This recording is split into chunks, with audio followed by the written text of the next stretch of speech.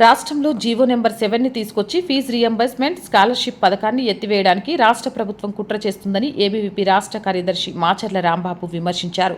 పెండింగ్లో ఉన్న fee reimbursement బకాయిల్ని విడుదల చేయాలని ప్రభుత్వాన్ని అడిగితే దొడ్డిదారిన జీవో నెంబర్ 7ని తీసుకొచ్చి నేరుగా విద్యార్థుల ఖాతాల్లో డబ్బులు వేస్తామని ప్రభుత్వం నాటకాలు ఆడుతుందని, మరి బకాయిల సంగతి ఏందో సమాధానం చెప్పాలి అన్నారు. టీఏఎఫ్ఆర్సీ ప్రైవేటు కళాశాలలతో కుమ్మక్కై ఫీజుల దోపిడీకి రెడ్ కార్పెట్ పరిచిందని, దీనివల్ల పేద విద్యార్థులకు ఉన్నత విద్య ఎలా అందుతుందన్నారు. ఇంటర్మీడియట్ విద్యలో ఫీజు నియంత్రణ లేని కారణంగా ప్రైవేటు, కార్పొరేట్ కళాశాలలు ఇష్టరీతిన లక్షలకు లక్షలు డబ్బులు వసూలు చేస్తున్నాయని, అనుమతులు లేకుండా కళాశాలలు నడుస్తుంటే ప్రభుత్వం చోద్యం చూస్తుందన్నారు.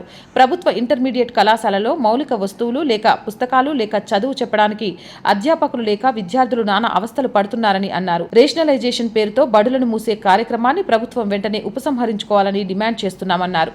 ప్రభుత్వం హామీ ఇచ్చినట్టుగా ఫీజుల నియంత్రణ చట్టం తీసుకొచ్చి కార్పొరేట్ విద్యా మాఫియాకు కళ్లెం వేయాలని, రాష్ట్రంలో ఉన్న పాఠశాలల్లో సరైన మౌలిక సదుపాయాలు లేవని, కనీసం విద్యార్థులకు సరైన టాయిలెట్ వసతి కూడా లేక ఇబ్బందులు పడే పరిస్థితులు రాష్ట్రంలో ఉన్నాయన్నారు.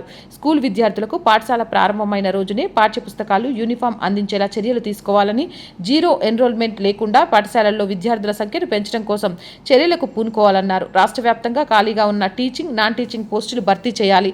అదేవిధంగా పాఠశాల విద్యలో కీలకమైన మండల, జిల్లా విద్యాధికారులను నియమించాలని ఏబీవీపీ డిమాండ్ చేసింది.